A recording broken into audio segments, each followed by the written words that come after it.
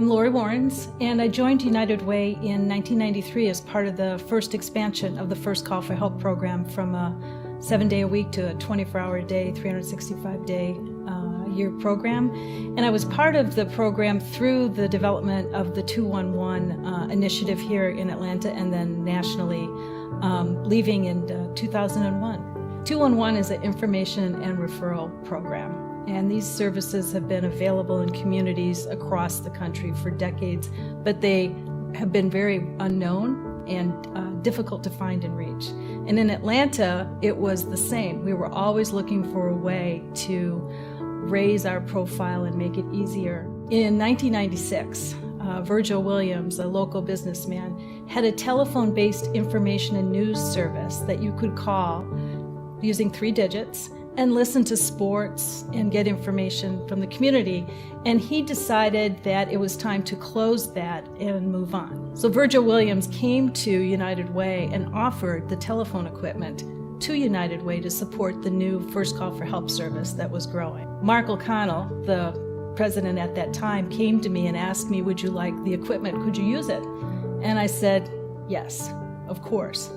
But what I really would like is his phone number, because it would give us that kind of not just easy access, but credibility that comes with having a 3-digit phone number. So Virgil Williams graciously agreed to give us the equipment to support our effort to secure the phone number.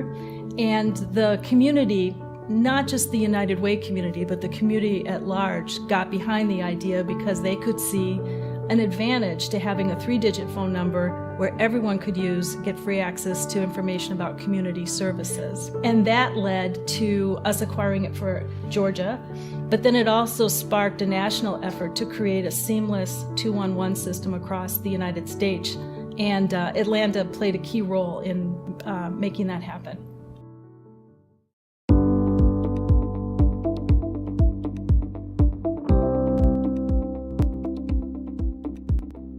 Hi, my name is Ariella, and I work for United Way 211 as a senior agent for approximately about 5 years. During the summer months, we do see an increase of percentage of individuals calling in that are unable to feed their children. And it's not only young, it's middle age, also seniors that are grandparents that have children as well, that are on fixed incomes, that are unable to make the means to provide for their family for the necessities such as food, shelter, and clothing. Recently had a phone call of a young woman that was unemployed, contemplating suicide because she was unable to feed her children for the summer months. And at that time, we made that professional connection where we're able to partner up with, feeding programs as well as job resources to help her with that situation. The response that I received back from the caller when I provided the resources to her, it felt like a sigh of relief. Like, now I'm able to provide for my children. I'm able to possibly find a job where I'm able to provide more for my child and myself, to better myself. Depending on the type of call that we receive, we always at the end of the call ask for the client's permission to do a follow-up call. And in this particular case, I asked her for the permission to do the follow-up call, and she was perfectly fine with that. Gave her a couple of weeks, called her back to see how everything went with the partnering agencies, and she conveyed to me that she's in a job training program. So at that point, it was more of a success. I'm proud to be a 211 agent because of the level of customer service that we serve and provide is superior. We're a non-judgment free zone. We are sympathetic, empathetic to one's needs, and that's where we make that connection to the community.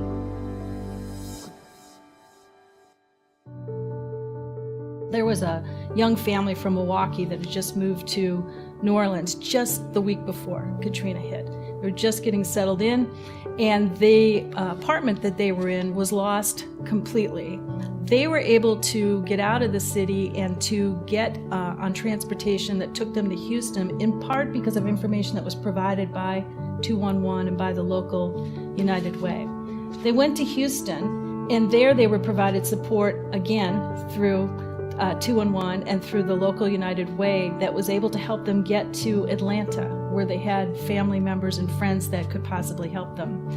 And when they got to Atlanta, I met them because I had offered to sponsor some families. And when we looked at what they needed to do to get back on their feet, get their documentation back, get some clothes, get a car seat, all the basic necessities, a place to live, I immediately called 211 and introduced them to the family. And then together, working through 211 and the services, we were able to get them the services they need. And the part that I remember isn't so much that experience, as wonderful as it was. It's that I got a call one night, many months later, and she called me, and I get emotional every time I think about it, and basically called to say thank you. I just want you to know we're all right. I don't need anything. I don't want anything. I just want if they say thank you and we're all right. And I think there are countless stories like that that never get told, but are happening all the time. Here in Atlanta, I went to dinner with some people from the CDC, Centers for Disease Control, and a couple of United Way Worldwide staff and a couple of other people, and we were talking about 211, and the gentleman said, I have a story for you. I was with a group, and we were talking about pivotal moments in our lives and the things that we keep with us to remind us. And a woman in the group got up and put a card on this table and said, this is the card for my 211. Someone gave me this card when I came to the city at the bus stop with nowhere to go, fleeing a domestic violence situation. And through this connection to 211, I was able to get in shelter. I was able to get the help that I need. And it changed my life, not just in terms of helping me with what I needed at that point in time, but changing my perspective on my life in general. And it was just gratifying to hear that. But we also said we had chills around the table because, again, it meant so much to her that she kept that card.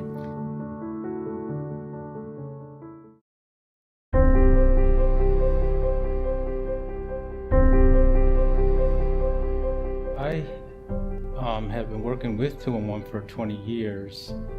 And initially when I was hired, I started out on the overnight shift. And I soon found that that shift was a very special shift. On the overnight, people call not necessarily specifically looking for resources all the time, but a lot of times just because they need somebody to talk to. Something might be going on in their life that prevents them from falling asleep, or they just might have a lot going on where they need to talk to someone. And thankfully we do have a 24/7 service, and at that time I was the point person on the overnight. A lot of the people who call are seniors, and this particular person was a senior. She called quite regularly. She became quite a good friend of mine, I would say a phone friend. She called regularly around 2 a.m., probably around the time I was trying to sneak a little nap on the overnight. But mainly when she called, she would start out asking for help with her Meals on Wheels. She didn't like her Meals on Wheels, and she wanted me to find another service that could give her a better meal, or maybe someone who could deliver it faster. It was just something was wrong with the Meals on Wheels that she had. So I would of course say, sure, I'll be glad to help you out. Miss Grace, I'll call her Miss Grace, because she was kind of a grace to me in my growth as an agent. And I would tell her I'll go ahead and look for those resources. I'll see what I can find you. And I would offer a few resources here and there. And there'd always be something wrong with what I was offering to her. She said, no, I've tried that one. No, that one didn't work out. They didn't answer the phone. And I said, okay, well, I'll keep trying. I'll look for more resources for you. So after doing that and searching, she would be talking to me, and we would get into a conversation, mostly her talking. She would start to talk about her children and her grandchildren, where her children were, what they were doing, and that they never visited enough. And by the end of the conversation, I think I could write a little biography about her and her family. So that was on a regular basis with her. And at the end, I would say, are you sure you need more resources? I can give you some more Meals on Wheels. And basically the conversation ended with, no, thank you. You've done enough. I thank you just for listening to me.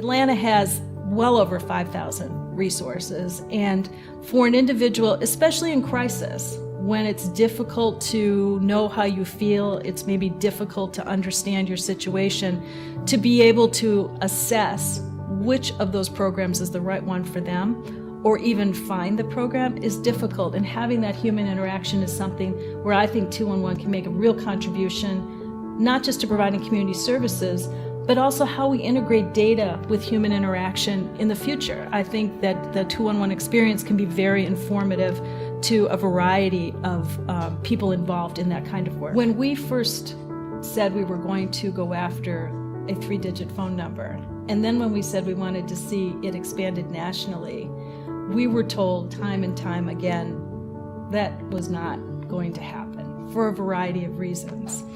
And I think 211 is a testament to what a group of people can do when they have an idea that has real value, and they're willing to advocate for it, and they're supported by an organization like United Way, made up of community people, business leaders from all walks of life, all sectors, who are willing to throw their support behind that. I think 211 has accomplished what we wanted it to accomplish, in that it created a name and a brand for important work that was going on in the community, but wasn't recognized or understood or known. And I think there are opportunities to continue to build on that and continue to strengthen 211's position as an essential resource in the community, along with 911, along with other resources that a community should not be without. And so I'm excited by that, because I see work going on to do that. 211s provide support to the Flu on Call program, a national program to provide pandemic response. 211s are working in the disaster sector in a way that we did not back in 1996. And so I think there are a lot of great examples of how 211 can continue to weave a safety net across not just communities, but across the country.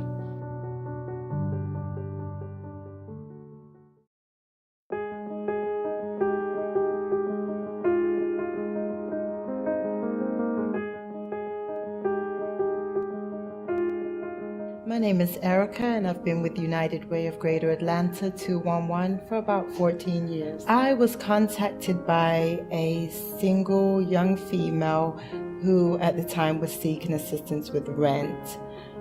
She went on to explain that she was gainfully employed, but recently had fallen ill, and after a series of visits to the doctors, she was diagnosed with breast cancer. Therefore, she had to stop working and had fallen behind in her rent. In speaking with her further, she explained that she had no help in terms of family support. She was pretty much in Georgia by herself. She expressed the stress that she felt not only handling this new medical diagnosis, but the possibility of becoming homeless. After getting some additional information from her in terms of demographics, I was able to search the 211 database and produce a list of resources within her community. I then walked her through the process in terms of contacting the agencies and guided her in explaining what her crisis was, in hopes that they would be able to help her. She was able to make contact with those agencies. One of them in particular had a program that was more resourceful or geared towards individuals that were going through health or medical crises. So in turn, she was able to receive 3 months of rental assistance from this one particular agency, in addition to an additional month from another agency. So in all, she received 4 months of rental assistance and assistance towards her past due Georgia Power bill. Once she received the help, her attitude changed. Although she was still facing this medical crisis, she expressed she no longer had to worry about, the possibility of being homeless, and could now focus on the treatment. I recently spoke with her, and she informed me that although she's still going through treatment, she was able to return to work, but only able to work 1 day a week. But for that, she was very thankful because, obviously the treatment is going well, and she, is getting back to some of the regular routines in her life. So she, was again and is still very positive about the future. I'm proud to be with 211 because the work I do allows people to overcome obstacles and empower themselves.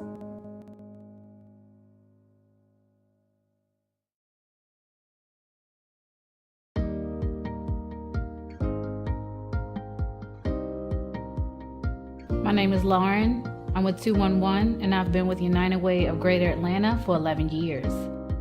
I had a call from an Army veteran. He was in need of counseling as well as shelter. The caller did seem desperate. Because he had been homeless for various months, he was ready to find housing, find counseling for his PTSD.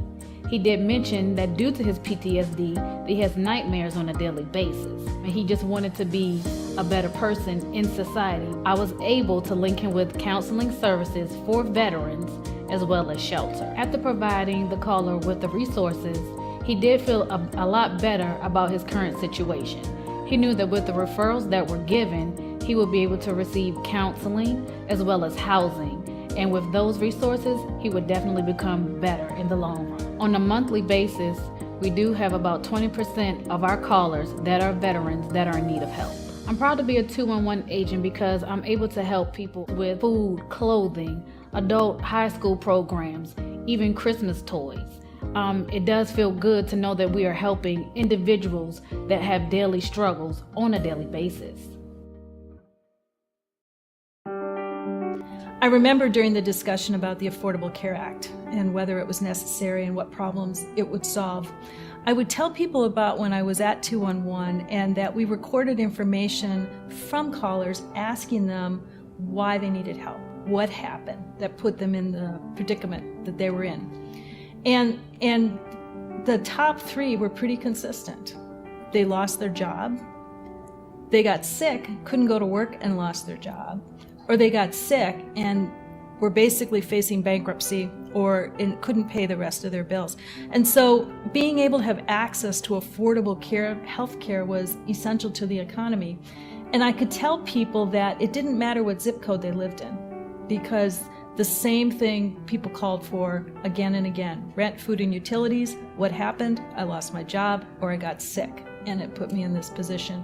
And so I think 211 is an essential and a valuable resource for taking the temperature of the community, so to speak, at any given time and seeing what the issues are driving the problems that people have. I wasn't working at 211 at the time, but I suspect that 211 saw the housing bubble coming, because as people were starting to, their loans were coming due, they were facing foreclosure, they were upside down. I'm certain they were calling 211 looking for assistance as they were losing their homes or trying to figure out how to pay their bill.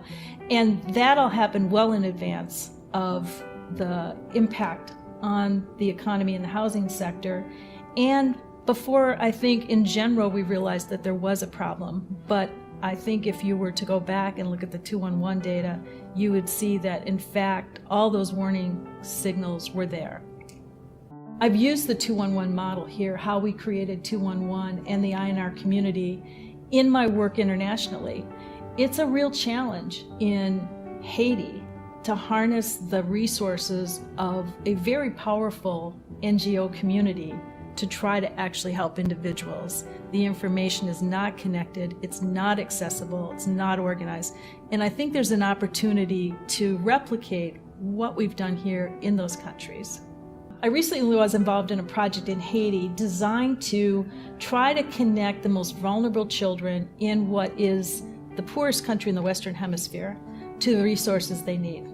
The challenge in Haiti is that there are countless NGOs and government programs designed to help these children, but the information is not aggregated, it's not compiled, and it's not searchable. And so we worked with the Ministry of Health to create a means of doing that, and I based the entire model on 211. and how we developed and implemented it here. And so now in Haiti, there is an aggregated resource to help kids who are the victims of trafficking, who have been abandoned, or just their families simply can't support them.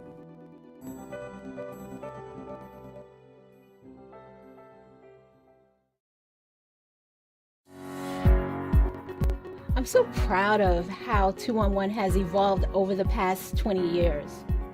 In 2011, 211 transitioned from a call center to a contact center. It was our desire to offer our community additional methods of reaching us. Now the community can contact 211 by phone, live chat, email, and text. They can even visit our website and search the 211 database for themselves. Our entire 211 team has the ability to work remotely, which is a benefit during times of community emergencies and disasters. Throughout the years, we have collaborated with statewide initiatives such as Fresh Start, as well as working with the governor's First Ladies Cabinet on a 211 database expansion project. We have partnered with Emory University on several research projects and the American Cancer Society, all focusing on health disparities in our community. For the last 3 years, we have collaborated with United Way Worldwide and the CDC on the Flu on Call National Project, which improves access to care during a pandemic. Through our call handling agreements with other 211s in the state of Georgia, Atlanta covers 40% of the state's population. Our database is the heart of our operation. We collect a range of data, and it tells a unique story about our community needs, unmet needs, and future trends. Our goal at 211 is to educate and empower our community. We have implemented 211 resource centers in the corporate sector, faith-based, school system, and partner agencies. This is our way of planting the 211 seed across our community. Individuals can visit these resource centers, learn more about 211, and they can contact 211 directly for assistance. I work with an amazing team. Our management team, including myself, started on the front lines. So we understand the emotional journey of the job. It takes a special person to do this type of work. You need to be a caring individual who has compassion for others, non-judgmental, and able to really listen and assess our callers' needs. Happy 20th anniversary 211. I am just so proud of all that we have accomplished.